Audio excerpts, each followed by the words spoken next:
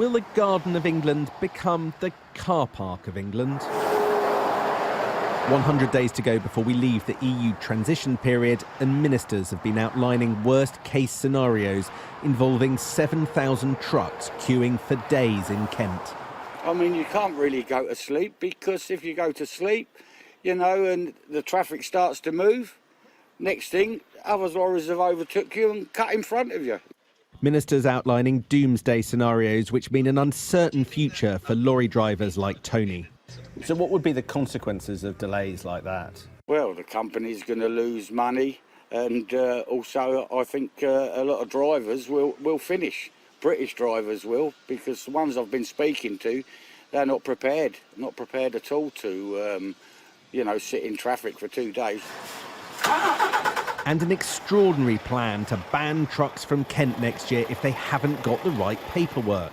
Our businesses or hauliers going to try and still access the EU without the appropriate paperwork and be sent back.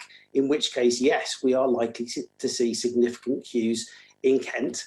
Arrangements are being made for some 2,000 trucks on the motorway in Kent, but then a further 2,000 trucks at the Mojo site at Ashford, and then possibly another 4,000 trucks parked in Manston. But again, the clarity on exactly how that's going to work and operate has still not been defined or communicated.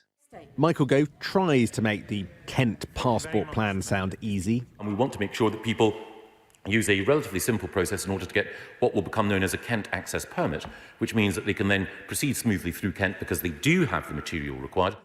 But the consequences of not having a trade deal look grim. In that scenario, flows across the critical short-stake crossings could be reduced by up to 60 to 80% compared to the normal rate. The scale of disruption facing business in January will depend ultimately on whether or not we get a trade deal. And there are just signs that the talks are going a bit better than they were 3 weeks ago.